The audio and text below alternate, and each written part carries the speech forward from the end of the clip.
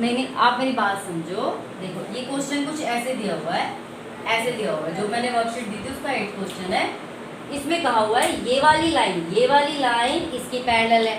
मैंने आपको कह रखा है सीधी लाइन हो तो आप उसको सीधा ऐसे पैरेलल तक ले जाओ, तो और ये वाली लाइन इसके पैरेलल है, मतलब आप इसको आगे तक लेके जाओगे, इसको भी लेके जाओगे। ठीक है, अब इसमें देखो, अगर ये वाली लाइन इसके पैरेलल है तो ये पूरी, इसको भूल जाओ, इस वाली लाइन को भूल जाओ, तो ये वाली ट्रांसवर्सल हुई, ये ट्रांसवर्सल है, तो 70 प्लस इसको एंगल y मान लो। ठीक है, तो 70 plus 50 plus y is equal to 180 degree. Consecutive है, तो y नहीं रहेगा, 180 माइनस 120, तो ये वाला आपका 60 डिग्री आ गया। ठीक है, अब ये पैरेलल टू ये वाली लाइन है, ये पेयर फिर दो से होता है, ये, हाँ ये वाली और ये वाली पैरेलल लाइन है। ठीक है, तो ये और ये क्या हो गया, y plus x is equal to 180 degree. ये भी कंसेक्यूटिव इंटीरियर एंगल बना रही है ना। कंसेक्यूटिव इंटीरियर एंगल होता क्या है? जो पैरेलल में एक ही साइड के ये दो अंदर वाले एंगल्स होते हैं, एक ही साइड के दो अंदर वाले एंगल, हाँ इनका ये सप्लीमेंट्री होता है। अच्छा, तो ये 60 गिवन है, तो x और y कैसे है? क्योंकि वो तो ट्रांसवर्सल लाइन पर है ही नहीं, x और y।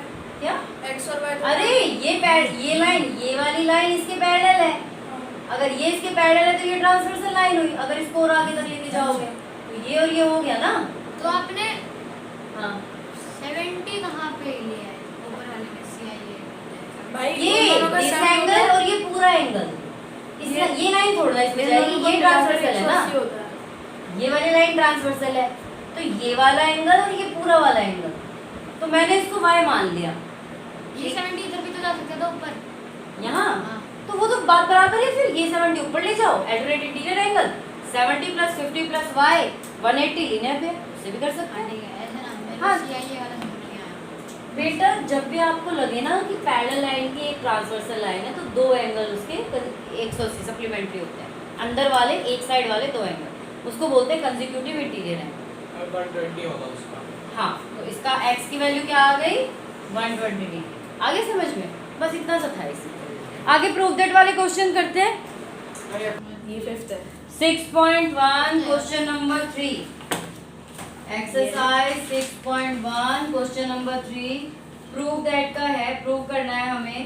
एंड देखो सबसे पहले आप फिगर बनाएंगे, अपनी कॉपी में भी बनाना है आपको फिगर। ठीक है, यहाँ है S, यहाँ है Q, यहाँ R और यहाँ T, और ऊपर है P, ये वाला एंगल और ये वाला एंगल।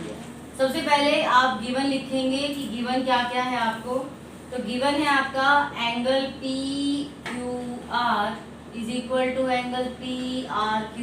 एंगल PQR मतलब this angle is equal to this angle, ये हमें गिवन है। ठीक है, ये हमें गिवन है। प्रूफ क्या करना है वो लिख लीजिए। प्रूफ करना है हमें angle PQS is equal to angle PRT। हमें प्रूव करना है कि ये वाला एंगल इज इक्वल टू ये वाला एंगल, ये हमें प्रूव करना है। बहुत इजी है। हाँ बहुत इजी। लीनियर पेयर ले लो, इनका लीनियर पेयर ले लो, इनका लीनियर पेयर ले लो।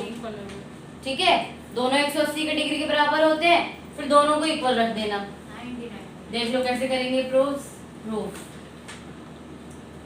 आप लिखना, इनको नाम दे दो, एंगल 1, एंगल 2, एंगल 3, एंगल 4, आप नाम दे के कर सकते हो।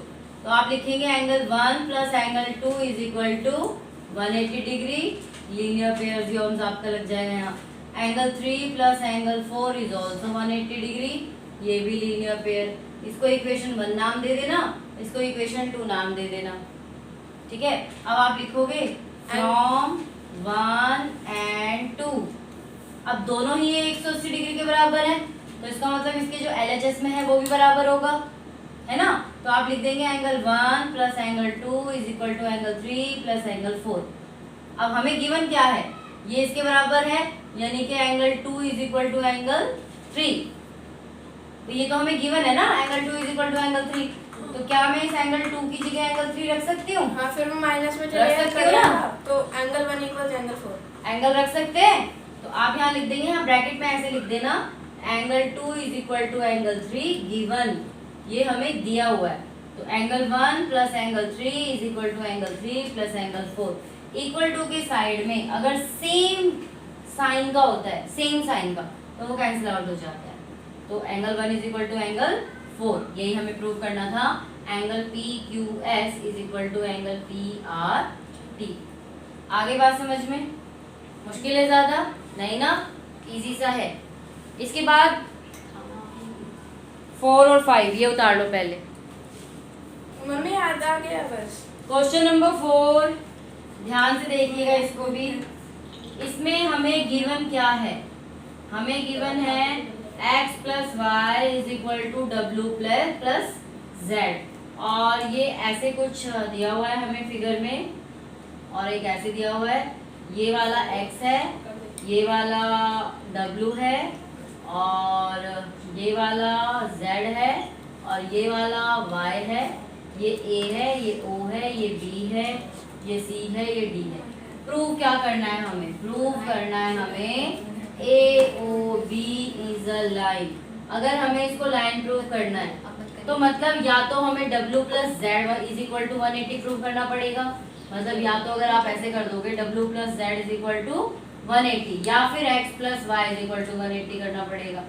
मतलब इन दोनों में से आप कुछ भी प्रूव कर सकते हो, तो आपकी AOB एक लाइन प्रूव हो जाएगी। ठीक है, आप अगर इस फिगर को देखोगे, अगर मैं इन चारों को जोड़ दूं तो वो किसके बराबर होगा? x plus Y plus W plus Z plus W plus Z is equal to 360 degree. क्योंकि जो पूरा सर्कल ऐसे बनता है, अब यहाँ पे मैं कितने भी वो डाल दूँ तो ये पूरा कितने का हो जाएगा? 360 डिग्री का हो जाएगा। ठीक है, अब हमें क्वेश्चन में क्या गिवन है? x plus Y is equal to W plus Z. तो मैं इस पूरे को वो कर देती हूँ, क्या कहते हैं उसको, रिप्लेस कर देती हूँ। तो यहाँ आ जाएगा w plus Z plus W plus Z is equal to 360। अब यहाँ पे आ गया आपका 2w प्लस 2z। भाई w और w 2w, z और z 2z is equal to 360 degree. अब यहाँ से 2 कॉमन निकाल लो, तो w plus z is equal to 360। 2 इधर जाके डिवाइड हो जाएगा, w plus Z is equal to 360 upon में 2। कट कर देंगे तो क्या आ गया हमारा? 180 degree. w plus Z is equal to 180 degree. So AOB is a line. अगर हमने ये प्रूव कर दिया कि w प्लस जेड हमारा 180 डिग्री है, तो इसका मतलब वो लीनियर पेयर बना रहा है ना? इसका मतलब क्या हुआ? ये लीनियर पेयर बना रहा है। और जब भी कोई चीज़ लीनियर पेयर कब बनाती है? जब एक स्ट्रेट लाइन होती है। समझ गए? ये था आपका क्वेश्चन नंबर 4। अब आगे करेंगे क्वेश्चन नंबर 5 में। बताओ 5 मैं बताऊंगी, इसको उतार लो फटाफट से।